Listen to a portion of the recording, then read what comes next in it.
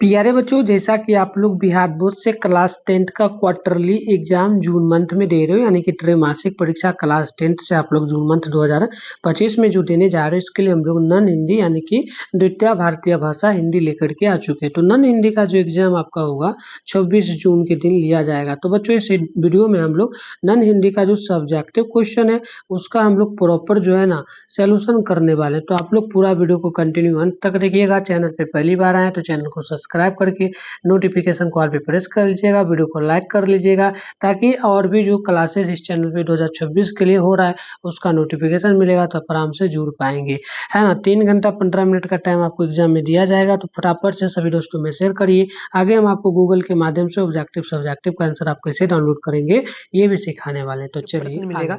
इनमें देखो यहाँ पर जो ना पहला प्रश्न पूछा गया कि निम्नलिखित गद्यांशों में से इनमें गद्यांश जो दिया गया है, गद्यांश को पढ़ करके आपको जो है ना नीचे जो टोटल है ना 5 प्रश्न दिया जाएगा, उनमें से 5 प्रश्नों का उत्तर आपको देना है। ये सभी गद्यांश नीचे वाला, ठीक है, पढ़ करके दोगे तो आपको टोटल 10 मार्क्स मिल जाएगा। तो आप ये गद्यांश वगैरह यहाँ पर ना देख लो। ये गद्यांश है, पहला क्वेश्चन का उत्तर देने के लिए ना ये गद्यांश दिया गया, ठीक है, यहाँ से यहाँ तक गद्यांश है। इनमें से ही पढ़ करके आपको जो है ना, जैसे कि पहला प्रश्न नीचे देख सकते हो, प्रश्न जो है ना यहाँ पर दिया गया है, देखिएगा प्रश्न है कि कृष्ण जो है ना लिखा गया, कृष्ण सोबती कैसी रचनाकार है। तो देखो इसका राइट आंसर ना यहाँ से यहाँ तक जैसे कि हो जाएगा, ठीक है, यहाँ तक लगभग होगा। यहाँ से लेकर के हम लोग स्टार्ट करेंगे, तो यहाँ तक मैं इसका ना आंसर पहले ही टाइप कर लिया हूँ, बता दूंगा, ठीक है। तो क्वेश्चन वगैरह मैं आपको दिखा देता हूँ और थोड़ा समझा देता हूँ, ठीक है। और टाइप भी है क्वेश्चन, आप लोग यहाँ पर से क्वेश्चन देख लो, ठीक है। चलिए आपको ना समझा देता हूँ पैटर्न, इसीलिए थोड़ा बता रहा हूँ। तो ये देखो 8वां में ख वाला है ना, तो आप लोग यदि क का आंसर दे रहे हो तो ख का नहीं देना है, ठीक है। तो मैं क का आंसर दे रहा हूँ तो ख का नहीं दूंगा, ठीक है। आपको इसी प्रकार से फाइनल बोर्ड एग्जाम 2024 में भी पूछा जाएगा, ठीक है। चलिए 2 नंबर प्रश्न जो पूछा ना, सेम उसी प्रकार से गद्यांश को पढ़ करके उत्तर देना है। 5 प्रश्न है, ठीक है। तो गद्यांश यहाँ पर आप लोग देख लो, मैं इसका उत्तर जो है ना आगे आपको दिखा दूंगा सारा, ठीक है। तो ये गद्यांश रहा यहाँ से यहाँ तक। आगे देखिए 5, अगर 5 प्रश्नों को बना दोगे तो आपको ना 10 मार्क्स मिलेगा, ठीक है। तो चलिए देख लीजिए, ये रहा सारा प्रश्न, आप लोग यहाँ से ना देख लेना, 1 2 3 4 ये सारा प्रश्न, सारे का उत्तर देना है, ठीक है। आगे देख लीजिएगा, ये जो है ना ख, ठीक है। तो देखो अगर ये ना 8वां में दिया है, ठीक है, तो 8वां में दिया है तो आपको ना सिर्फ क का उत्तर देना है, तो ख का नहीं दोगे, ठीक है। तो पहले बच्चों में क का उत्तर बताऊंगा आपको, तो ख का नहीं देने वाला, तो किसी एक को ही बनाना है, ठीक है, दोनों को नहीं बनाना है, ठीक है। तो वैसे ये क्वेश्चन आप लोग देख सकते हो, अगर खुद से बना पाते हो तो बना लेना। चलिए देखिए 3 नंबर क्वेश्चन जो पूछा गया निम्नलिखित में से किसी एक विषय पर जो है ना आपको क्या करना है, 250 से 300 शब्दों में निबंध लिखना है, ठीक है। सीधे 10 नंबर के लिए निबंध आपसे ये पूछा गया है, ठीक है। तो चलिए निबंध देख लीजिएगा, जो सारा दिया गया है, देखिए यहाँ पर दिया गया है हमारी राष्ट्रभाषा, ठीक है। उसके बाद देखिएगा यहाँ पर प्रातः काट शोर, तो मैं ना 2 नंबर का उत्तर देने वाला हूँ, ठीक है। तो किसी एक को ही बनाना है, सारा प्रश्न आप लोग देख लेना। गौ नंबर में गणतंत्र दिवस है, आगे देख लीजिए यहाँ पर जो है ना आगे एक और प्रश्न दिया गया, ये गणतंत्र दिवस का इतना है। और देख लीजिएगा यहाँ पर घ नंबर में दिया गया है सरस्वती पूजा पर, ठीक है। तो आपको ना किसी एक पर ही लिखना है। आगे देख लीजिएगा ग्रीष्म ऋतु पर लिखने के लिए दिया है। आगे देख लीजिएगा, आगे 4 नंबर प्रश्न में ना आपको बोला गया कि अपनी माता जी के पाठ एक ना स्वास्थ्य के संबंधित पत्र लिखना है, तो पत्र लिखोगे ना तो 5 मार्क्स मिलेगा। तो पहले बच्चों में इसका ना उत्तर देने वाला हूँ आगे, ठीक है। तो आगे देखिए, इसी का 4 नंबर क्वेश्चन का ही 8वां में दिया है, तो आप लोग अगर पत्र लिखते हो तो ये नहीं देना है, अगर ये बनाते हो तो पत्र नहीं लिखना है, किसी एक को ही बनाना है। तो मैं पत्र लिखूंगा तो इसका नहीं बनाऊंगा, ठीक है। आगे देखिए, आगे जो प्रश्न आपसे पूछा गया 5 नंबर में पूछा गया, निम्नलिखित में से किन्हीं 5 प्रश्नों का उत्तर लिखना है, ठीक है। तो टोटल जो है ना यहाँ पर आपको जो है ना 5 प्रश्नों का उत्तर देना है। 10 क्वेश्चन दिया गया है, उसमें से मात्र 5 ही बनाना है, और उसका आंसर आपको ना 20 से 30 शब्दों में लिखना है, ठीक है। तो हर एक क्वेश्चन पर आपको जो है ना 2 मार्क्स मिलेगा। तो मैं 1 2 3 4 5 नंबर तक का जो प्रश्न है उसका उत्तर आपको बताऊंगा। वैसे आप ये सारा प्रश्न यहाँ पर से देख सकते हो, अगर खुद से बना पाओ तो बना लेना, ठीक है। वैसे मैं सारा आंसर बताऊंगा। आगे देखिए 6 नंबर क्वेश्चन है, निम्नलिखित में से जो है ना किन्हीं एक पर जो है ना लगभग 100 शब्दों में उत्तर लिखना है, सीधे इसके लिए 5 मार्क्स मिलेगा। तो पहला प्रश्न है, जैसे हुंड्रू का झरना वैसे उसका मार्ग। और 2 नंबर है कि ऐसे बिहार बिहाइन 100 पग कंटक जाल लगे पुनि जो है। और उसके बाद है, हाय महादुख पायो सखा तुम आयो इतय न कितय दिन खोय, ठीक है। तो आपको ना इनमें से एक को ही बनाना है, तो मैं ना इसका बनाऊंगा उत्तर, 2 नंबर का उत्तर का आंसर देने वाला हूँ, ठीक है। तो चलिए आगे बढ़ते हैं हम लोग। तो प्यारे बच्चों खंड ब में जो है ना सारा सेम उसी टाइप से लिखा गया है। क्वेश्चन वगैरह भी मैं पहले ही टाइप कर रहा हूँ। तो देखो क नंबर का मैं उत्तर देना वो डाला हूँ, मैंने पहले भी बोला था आपको। ठीक है, तो देखिए पहला प्रश्न यहाँ पर रहा। ठीक है, जैसे कि पहला प्रश्न क्या था, तो प्यारे बच्चों कृष्ण सोबती कैसी रचना है, तो उत्तर लिखा गया है ये वो पढ़कड़ी गद्यांश पढ़कड़ी लिखा गया है। ठीक है, तो उत्तर है कि स्वतंत्रता के बाद हिंदी तथा कथा साहित्य में कृष्ण सोबती एक बड़े समर्थ कदवार रचना का नाम है। ठीक है, आगे देखिए 2 नंबर क्वेश्चन ये रहा। क्वेश्चन नंबर ये 2 नंबर है कि कृष्ण सोबती का जन्म किस वर्ष और कहाँ हुआ था, तो प्यारे बच्चों उत्तर हो जाएगा कि कृष्ण इनका जन्म जो ना 1925 ईस्वी में गुजरात में हुआ था। ठीक है, आगे देख लीजिए गुजरात के कौन सा एक हिस्सा था, तो पाकिस्तान में वो आप पड़ गए। ठीक है, तो पहले था इंडिया में लेकिन अब पाकिस्तान में, तो वहाँ पर हुआ था। आगे देखिए क्वेश्चन नंबर जो है ना यहाँ पर 3 नंबर क्वेश्चन है और इसका प्रश्न जो है प्रश्न पूछा गया कि कृष्ण सोबती कैसी शक्ति है, तो उत्तर होगा कृष्ण सोबती एक नैतिक साहस और मानसिक स्वतंत्रता की आध्यात्मिक शक्ति है। देखिए यहाँ पर ना 4 नंबर का उत्तर है। तो क्वेश्चन है कि हिंदी अकादमी का सलाका सम्मान किसे प्राप्त हुआ, तो उत्तर होगा इन्हें हिंदी अकादमी का सलाका सम्मान बिहार का राजेंद्र शेखर सम्मानित से मिला था। किन्हें मिला था प्यारे बच्चों, तो देख लेना ये जो उत्तर होगा ना किन्हें मिला था, तो सोबती को मिला था। ठीक है, चलिए आगे देख लीजिएगा। यहाँ पर क्वेश्चन 5 नंबर का है। क्वेश्चन है कृष्ण सोबती कैसी कथाकार है, तो कृष्ण सोबती एक महिला कथाकार है। आगे देखिए 2 नंबर क्वेश्चन है, इनमें से ना 5 प्रश्न बनाना, तो को का उत्तर दे रहा हूँ, जैसे लिखा हो ना सेम आप लोग इसे लिख लेना। ठीक है, आगे पीडीएफ वगैरह भी बता ही दे रहा हूँ, कहाँ मिलेगा तो ज्वाइन कर लेना। चलिए उत्तर है पहला प्रश्न का। प्रश्न है ज्ञान प्राप्ति का मार्ग क्या है, तो उत्तर होगा ज्ञान प्राप्ति के लिए एक ही मार्ग है और वह जो ना एकाग्रता है, यानी कि खुद पर यकीन रखना है और मेहनत करना है। आगे देखिए क्वेश्चन नंबर 2 है कि पूछा गया कि शिक्षा का संपूर्ण सार क्या है, तो उत्तर होगा प्यारे बच्चों की मन की एकाग्रता ही शिक्षा का संपूर्ण सार है। क्वेश्चन नंबर 3 है पूछा गया क्या क्वेश्चन पूछा गया एकाग्रता की शक्ति अधिक होने से क्या होगा, तो उत्तर होगा कि एकाग्रता की शक्ति अधिक होने से जितनी अधिक होगी उतनी ज्ञान की प्राप्ति हमें अधिक होगी। चलिए आगे देख लीजिए यहाँ पर जो है ना 4 नंबर क्वेश्चन का उत्तर लिखा गया है। जैसे कि क्वेश्चन है कि भोजन कौन अच्छा भोजन कौन पकाएगा, तो उत्तर होगा रसोइया गणित चित्र होकर अधिक अच्छा भोजन बनाएगा। पहले बच्चों एकाचरित का अर्थ होता है कि खुद पर यकीन होना। ठीक है, चलिए आगे क्वेश्चन नंबर 5 है। 5 नंबर क्वेश्चन है कि इस गद्यांश का एक उचित शीर्षक लिखे, तो यह उत्तर होगा ज्ञानार्जन के लिए निम्नतम श्रेणी के मनुष्य से लेकर उच्चतम योगी तक को इसी मार्ग का जो है ना अवलंबन करना पड़ता है। चलिए आगे देख लेते हैं। यहाँ पर देखिए निबंध लिखना जो आंसर की डाउनलोड करने के लिए आप अपने फोन में गूगल या क्रोम ब्राउजर को ओपन कर लीजिएगा, सर्च बार के आइकन पे क्लिक करना और बेगूसरायhelp.com आपको गूगल में आकर के सर्च कर लेना है। इसके बाद ऊपर करिएगा फर्स्ट में इस तरीके से बेगूसरायhelp.com लिखा हुआ दिख जाएगा, इस पर आपको क्लिक कर लेना है।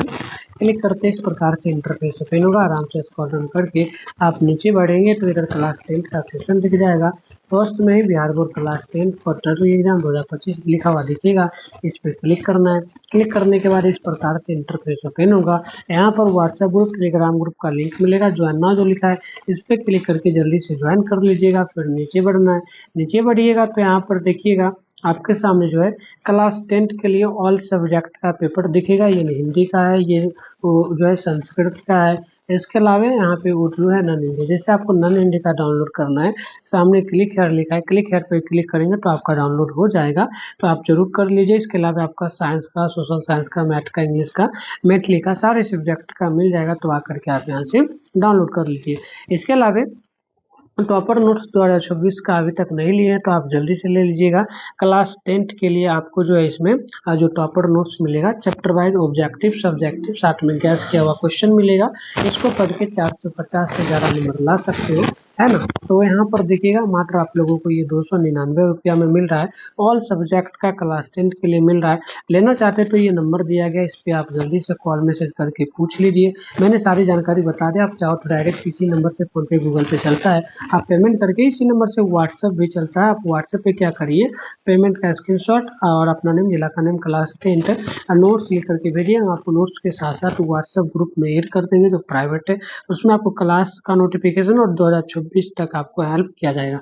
तो चलिए आगे बढ़ते हैं। पर जो है क्या लिखना था, तो निबंध। ठीक है, तो मैंने आपको बताया था ना 3 नंबर क्वेश्चन है, तो 3 नंबर का मैं लिखने वाला हूँ किस पर, तो देख लीजिएगा प्रातःकाल सोड़ पर। तो देखिए आपको ना सबसे पहले पॉइंट वगैरह देकर ही लिखना है। जैसे कि यहाँ पर जो है ना लिखना है आपको पहला देकर के सोड़ का महत्व क्या है। तो सोड़ का महत्व ज्ञान अर्जित करने के लिए, ज्ञान अर्जित करने के तरीके मन भावन हो तो और भी अधिक आनंद आता है। इन्हीं बातों को ध्यान में रखकर जो है ना शैक्षणिक शोध का आयोजन किया जाता है। शैक्षणिक शोध ऐसी जगहों पर ले जाता है जहां हम प्रत्यक्ष दर्शन से ज्ञान अर्जित कर सके।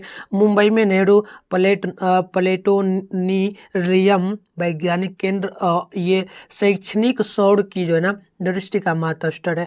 आगे देख लीजिए यहाँ पर जो ना आपको लिखना है दूसरा पॉइंट दे करके इसकी आवश्यकता शोध की क्या है। तो उत्तर होगा कि क्योंकि चलने के लिए हमें जो ना किसी विशेष कौशल जिम या उपकरण की आवश्यकता नहीं होती है।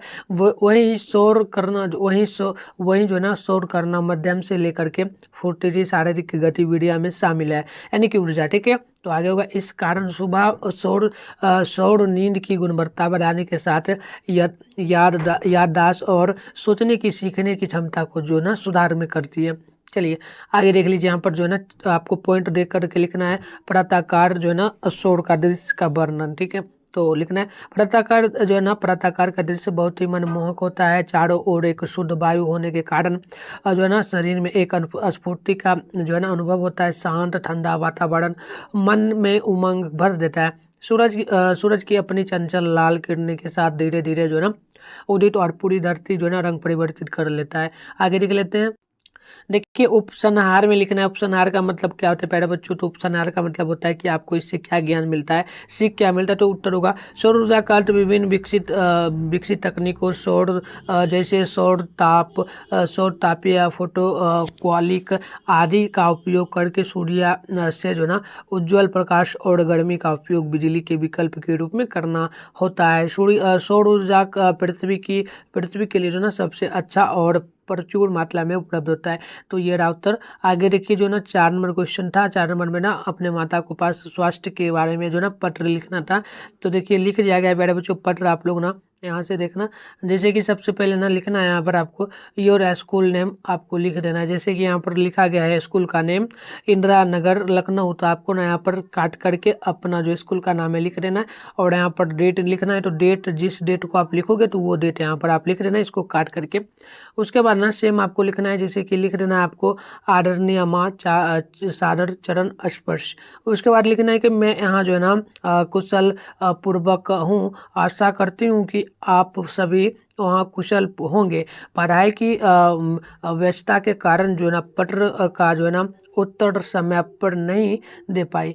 आपको यह जताकर प्रसन्नता जानकर प्रसन्नता होगी कि मैंने परीक्षा में प्रथम स्थान प्राप्त किया है। सभी अध्यापक मुझ पर प्रसन्न है। इतना लिखना है इससे में आपको। ठीक है, आगे देखिए लिखना है आपको मुझे आप सबकी बहुत याद आती है, पिताजी को मेरा प्रणाम कहिएगा। तो इतना लिखने के बाद ना यहाँ पर लिख देना आपको, जैसे कि आप गर्ल हो लड़की हो तो आपको लिखना है कि आपकी आज्ञाकारी पुत्री। तो सेम लिखना है, या लड़का हो तो आप लोग लिख देना आपका आज्ञाकारी पुत्र। उसके बाद ना यहाँ पर जो आपका नेम है ये नेम सेम ही लिखना है, नीचे आपका नाम लिख देना जो भी नाम होगा। ठीक है ना, जैसे कि मेरा नाम अगर मिथुन है तो मैं ना यहाँ पर मिथुन लिख दूंगा। ठीक है, यहाँ पर मिथुन कुमार इस प्रकार से लिख दूंगा, तो आपको भी अपना नाम लिख लेना।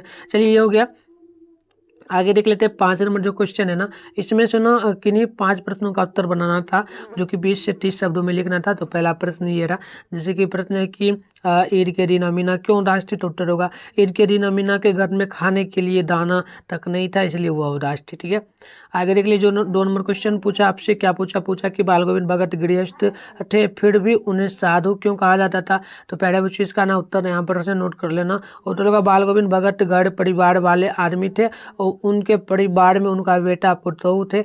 उनके पास जो ना खेती बाड़ी और साफ सुथरा मकान था। इसके बाद भी बाल गोविंद भगत साधुओं की तरह रहते थे। साधु की जो ना सारी परिभाषाओं पर खरा उतरते थे, इसलिए लेखक ने बाल गोविंद भगत को गृहस्थ जीवन से जो ना साधु मान लिया। आगे देखिए क्वेश्चन नंबर यहाँ पर जो ना पूछा गया 3 नंबर क्वेश्चन है कि श्रवण को पान का बीड़ा जो है ना किसने दिया। तो उत्तर होगा सिरचन को ना पान का बीड़ा जो ना मानू दीदी ने दिया था। चलिए आगे देख लीजिए क्वेश्चन नंबर 4 है, पूछा गया पद्मा के ललकारने पर भी अशोक ने युद्ध को स्वीकार क्यों नहीं किया। तो लिखिए उत्तर लिखना कि पद्मा स्त्री की सेना लेकर युद्ध के लिए ललकार रही थी, लेकिन अशोक ने युद्ध स्वीकार नहीं किया क्योंकि अशोक स्त्रियों पर जो ना हाथ उठाना पाप मानते थे। स्त्रियों के साथ पुरुष का युद्ध करना जो ना शास्त्र में अनुचित कहा गया, तो इसीलिए उन्होंने ऐसा किया था। आगे देख लीजिए क्वेश्चन नंबर 5 है, ईर्ष्या की बेटी किसे और क्यों कहा जाता है। पठित पाठ के आधार पर उत्तर लिखित उत्तर होगा।